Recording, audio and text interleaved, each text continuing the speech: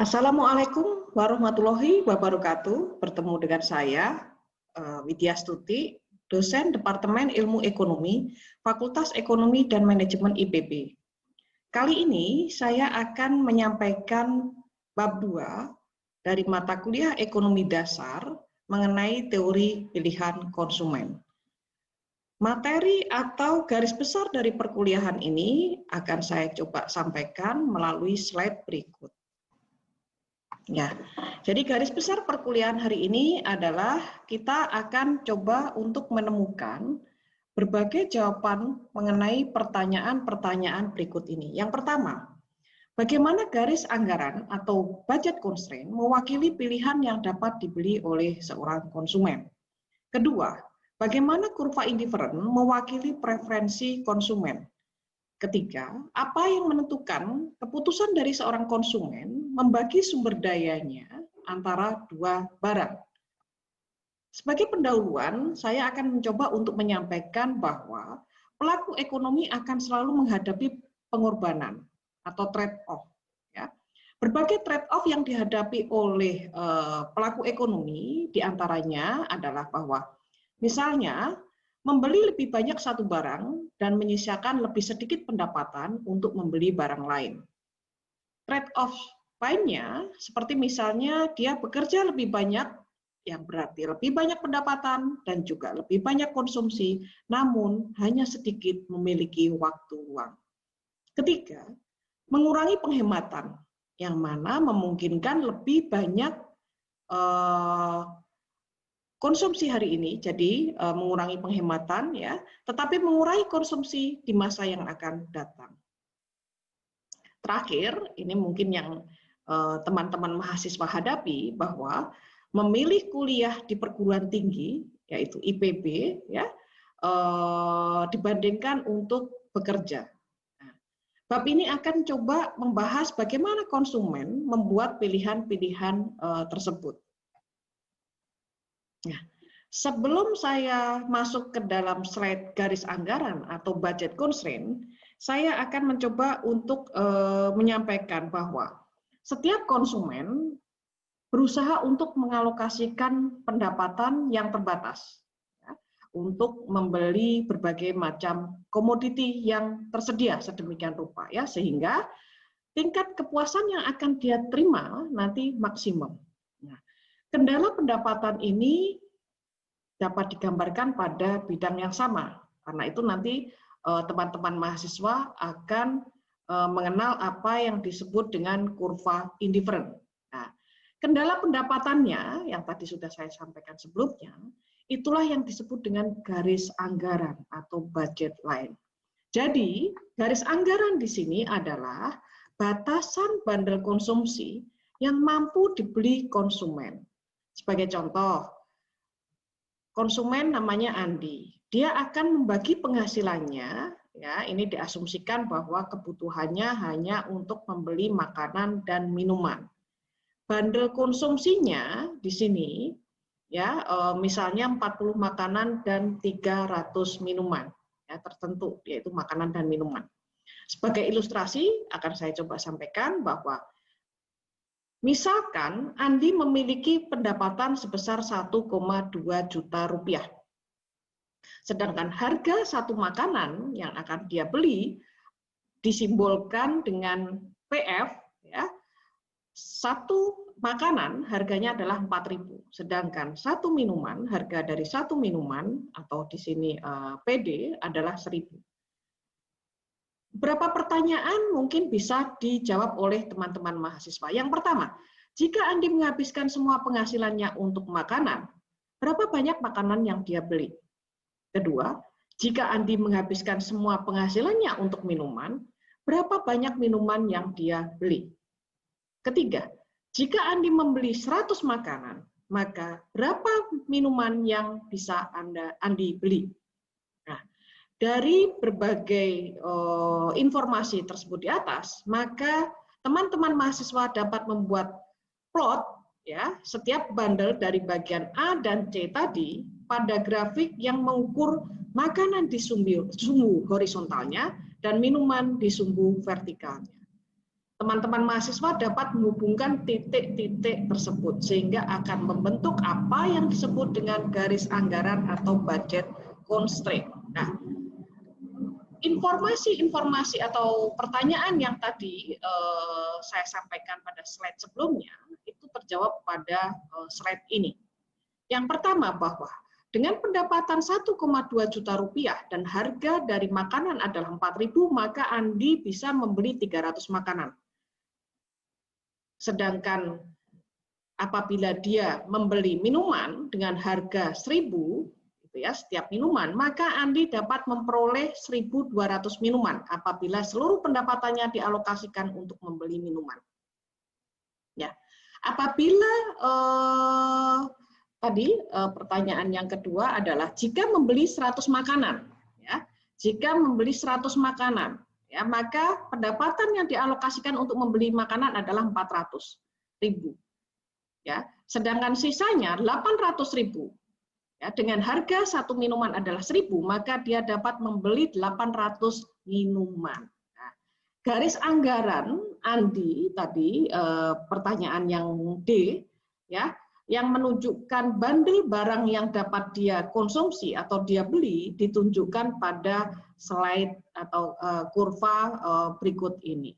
Ya, jadi Andi apabila mengalokasikan seluruh pendapatannya untuk minuman, maka dia memperoleh 1.200 di sini ya 1.200 minuman. Sedangkan kalau digunakan untuk membeli makanan seluruhnya, maka dia memperoleh 300 makanan pada titik A. Ya, sedangkan pada titik C, ya, apabila dia mengalokasikan untuk membeli 100 makanan, gitu ya, di sini ya 100 makanan, kemudian sisanya 800.000 digunakan untuk membeli minuman, yaitu sebesar 800, ya, karena harga dari minuman adalah 1.000.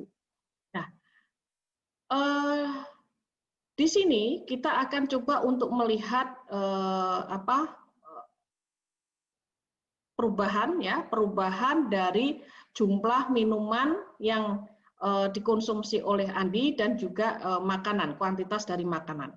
Dari titik C ke titik D terlihat bahwa Andi ya dari C ke D minuman akan berkurang ya sebesar 200 ya. Yang mana dialokasikan untuk menambah makanan yang akan dia beli yaitu sebesar 50. Jadi dari titik C ke D menunjukkan pengorbanan yang harus diberikan oleh Andi, yaitu mengorbankan 4 minuman untuk memperoleh 1 makanan. Kira-kira seperti itu. Kemiringan garis anggaran ini sama dengan harga relatif barang pada sumbu X. Nah, kembali ke ilustrasi awal bahwa tadi pendapatan Andi adalah 1,2 juta rupiah dan harga makanan 4.000, sedangkan harga minuman adalah 1.000.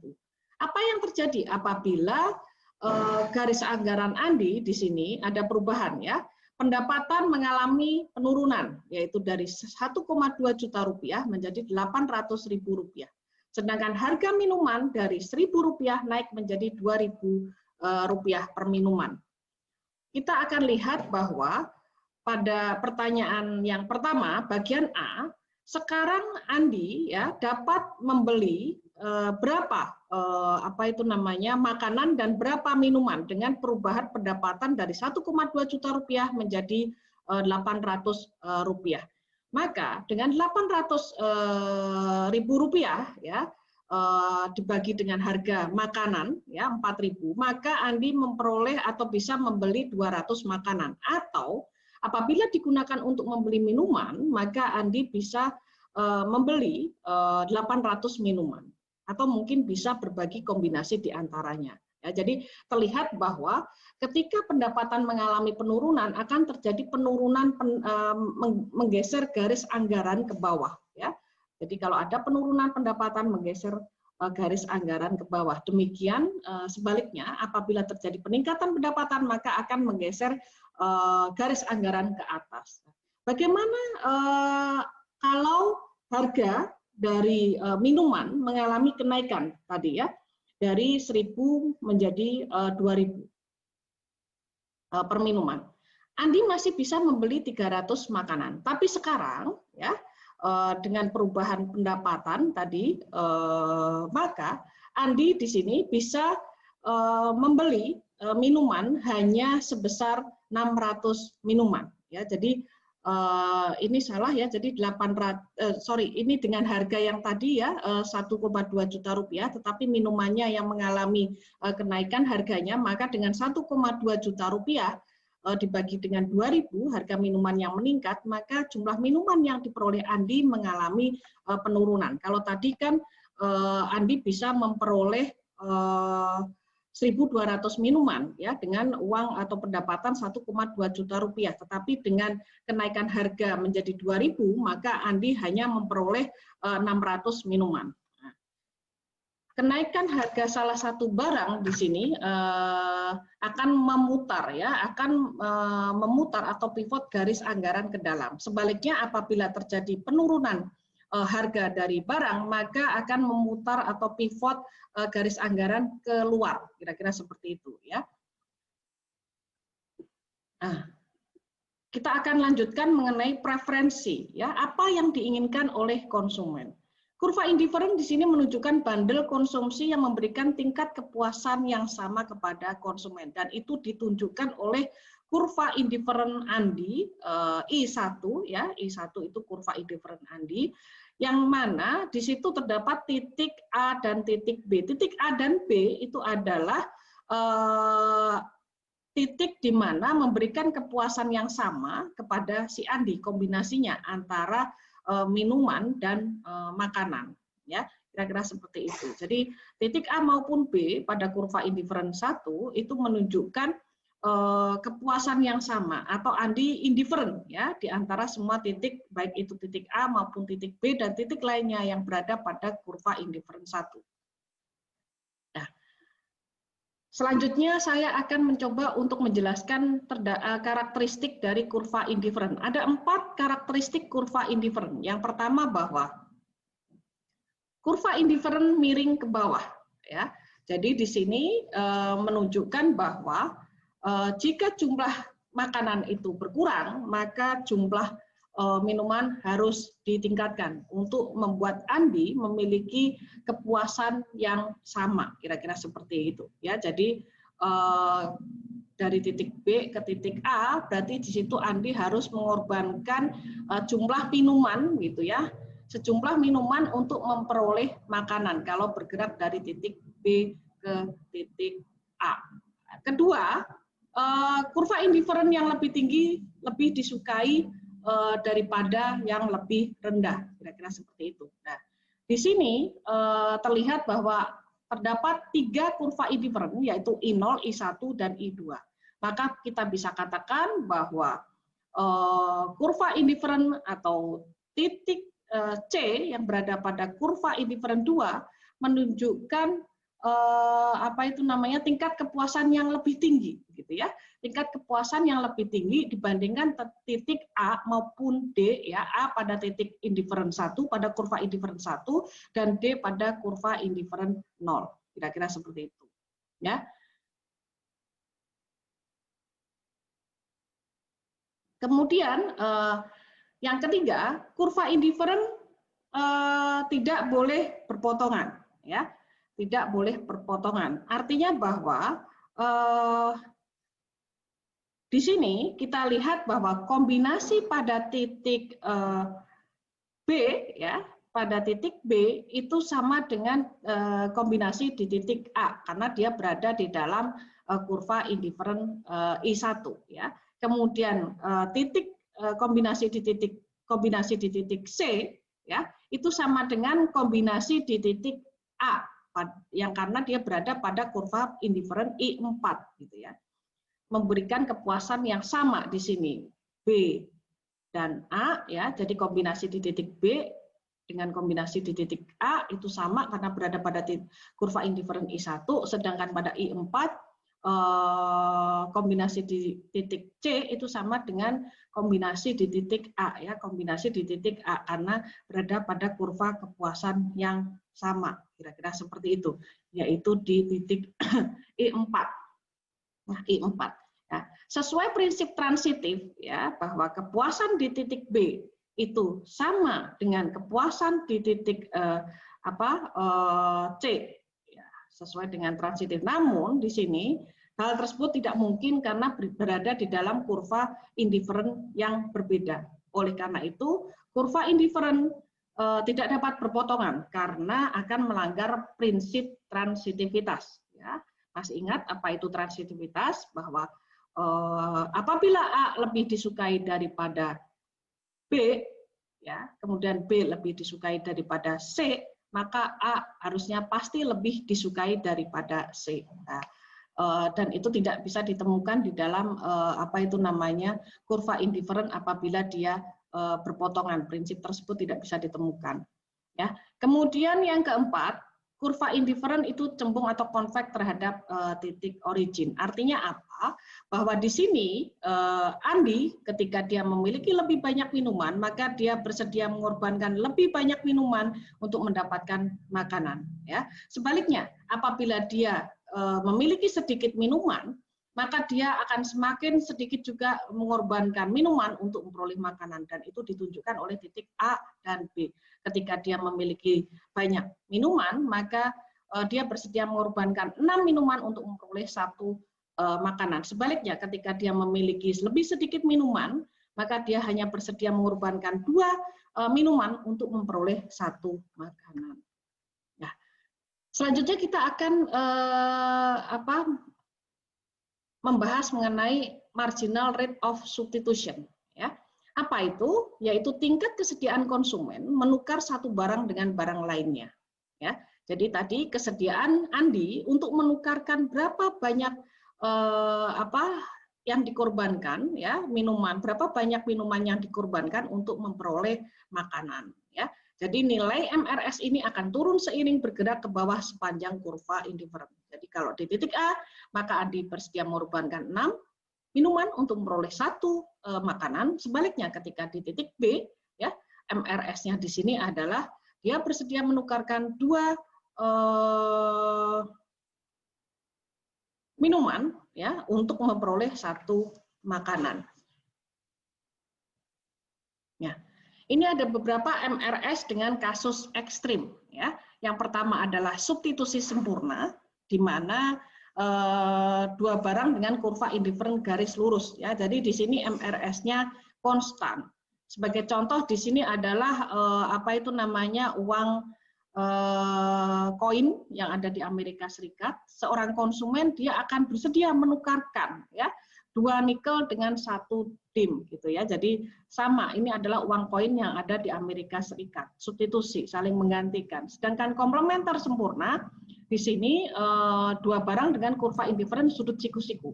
Contohnya antara sepatu kiri, sepatu kanan ya. Jadi kalau konsumen di sini bersifat indiferen di sini ya, 7 sepatu kiri dan 5 sepatu kanan itu sama baiknya dengan 5 sepatu kiri dan 5 sepatu kanan. Ini terlihat pada titik ini nggak terlihat titiknya. Kita lihat di sini 7 dengan 5 dan 5 dengan 5 itu sama saja ya. Sepatu kiri 7 sepatu kiri dan 5 sepatu kanan itu sama baiknya dengan 5 sepatu kiri dan 5 sepatu kanan. Seperti misalnya kalau kita minum kopi ya, misalnya 2 sendok kopi sama dengan 1 gula itu sama aja dengan misalnya ini ya 1 sendok kopi dengan 2 sendok gula, kira-kira seperti itu. Jadi dia harus melengkapi atau komplement secara sempurna, sama saja bagi seorang konsumen. Kemudian kalau mendekati substitusi sempurna kita bisa lihat garisnya hampir garis lurus, tetapi masih ada slope ininya ya, jadi mendekati substitusi sempurna. Sedangkan kalau komplementer sempurna di sini hampir membentuk sudut siku-siku ya, yang satu hampir garis lurus bentuknya, sedangkan kalau mendekati komplementer sempurna sudut siku-siku. Ini antara substitusi sempurna itu substitusi antara kalau kita mengkonsumsi Pepsi dengan mengkonsumsi Coke ya, Coca-Cola gitu misalnya. Kemudian untuk yang komplementer ini saling melengkapi antara roti burger dengan daging burger, kira-kira seperti itu. Nah, kita akan lanjutkan mengenai optimasi, yaitu apa yang dipilih oleh konsumen. Di sini kita bisa lihat terdapat 3 kurva indifferent dan terdapat 4 titik. Ya. Bagi seorang konsumen, dia akan memilih titik optimal, optimasi. Ya. Optimasinya ada di mana? Yaitu di titik A. Ya. Jadi titik A itu merupakan titik optimal, di mana garis anggaran menyentuh kurva indifferent tertinggi yang dapat dipenuhi. Andi ya tidak akan memilih titik, misalnya kita bisa lihat pilihan-pilihannya bahwa Andi sebenarnya bisa memilih titik B gitu ya, tetapi dia anggarannya atau budgetnya ya tidak mampu dipenuhi, kira-kira seperti itu. Jadi kepuasannya sebenarnya tinggi di titik B, tapi garis kendala anggarannya atau budgetnya tidak mampu untuk memenuhi tingkat kepuasan tersebut gitu ya. Kemudian kalau titik C maupun D ya tentunya kalau dipilih kepuasannya lebih tinggi titik A ya. Jadi kalau titik C dan D ini di sini dia mampu Andi, tapi dia akan lebih memilih titik A dibandingkan dengan C dan D karena kepuasannya lebih tinggi di titik A. Nah, jadi titik A adalah optimal karena apa? Dia terjadi persinggungan di sini ya, garis anggarannya menyentuh kurva indifferent tertinggi yang dapat dipenuhi. Nah, pada titik optimum tersebut, kurva indifferent akan sama slope-nya dengan garis anggaran ya. Terlihat di sini pada gambar titik A, slope-nya adalah sama ya, marginal rate of substitution itu atau nilai marginal makanan dalam ukuran minuman itu sama saja dengan rasio dari PF per PD atau harga makanan dalam ukuran minuman. Nah, seperti itu. Nah, dari perubahan harga sebenarnya pilihan-pilihan yang memaksimalkan kepuasan Andi terhadap suatu barang yang dia konsumsi ya, itu nanti akan membentuk peta kurva indifferent gitu ya. Jadi di sini kita lihat penurunan dari kurva permintaan ya pada kurva I ya itu menunjukkan peta kurva indifferent yang menunjukkan apa? Pilihan-pilihan yang memaksimalkan kepuasan Andi untuk 3 harga yang berbeda ya. Jadi ada P1, P2 dan P3. Ya. Jadi terlihat ketika harga makanan turun kira-kira seperti itu ya, dari P3 kemudian P2 kemudian menjadi P1. Nah, garis anggaran ya, garis anggaran Andi ya akan mengalami kenaikan karena di situ seolah-olah Andi bisa membeli dengan jumlah barang yang semakin banyak ya. Jadi garis anggarannya akan ini keluar ya, pivot atau bergerak ininya keluar dari GA1 menjadi GA2 dan menjadi GA3 ya. Persinggungan antara GA dengan indifferent di sini akan membentuk apa yang disebut dengan garis konsumsi harga. Dari garis konsumsi harga ini juga nanti bisa diturunkan menjadi kurva permintaan, kira-kira di situ. Apa itu kurva permintaan? Kurva permintaan individu itu menunjukkan hubungan antara harga dan jumlah barang yang dibeli, sedangkan faktor lainnya dianggap konstan atau ceteris paribus. Ya, baik. Kita sudah pada penghujung slide. Saya mencoba untuk menyampaikan ringkasan dari materi kuliah hari ini bahwa garis anggaran seorang konsumen menunjukkan kemungkinan kombinasi berbagai barang yang dapat dia beli berdasarkan pendapatan dan juga harga barang. Nah, kemiringan atau slope garis anggaran sama dengan harga relatif dari barang. Peningkatan pendapatan akan menggeser garis anggaran keluar. Sebaliknya, apabila terjadi penurunan pendapatan, maka akan menggeser garis anggaran ke dalam. Perubahan harga salah satu barang memutar pivot garis anggaran. Ya, ini maaf Ibu, double 2 anggarannya. Artinya bahwa ketika misalnya harga makanan mengalami penurunan, maka garis anggarannya akan bergeser keluar. Sebaliknya, kalau misalnya harga makanan mengalami peningkatan, maka garis anggarannya menjadi bergeser ke dalam. Kira-kira seperti itu. Nah, kurva indifferent seorang konsumen menunjukkan preferensi. Ya, kurva indifferent ini menunjukkan apa? Semua bundle yang memberi konsumen tingkat kebahagiaan tertentu. Konsumen lebih memilih titik pada kurva indifferent yang lebih tinggi. Ya, jadi kurva indifferent yang lebih tinggi akan dia pilih daripada titik kurva indifferent yang lebih rendah. Kemiringan kurva indifferent di titik manapun itu menunjukkan tingkat substitusi marginal atau MRS. Jadi MRS adalah tingkat di mana konsumen bersedia untuk memperdagangkan atau menukar satu barang untuk yang lainnya. Nah, jadi konsumen ini bisa mengoptimalkan pilihan dengan memilih titik pada garis anggaran yang terletak pada kurva indifferent tertinggi. Nah, jadi itulah kira-kira materi pada hari ini. Semoga materi yang saya sampaikan hari ini bisa menambah wawasan atau pengetahuan teman-teman mahasiswa mengenai teori pilihan konsumen. Baiklah, saya akhiri sesi kali ini. Terima kasih. Wassalamualaikum warahmatullahi wabarakatuh.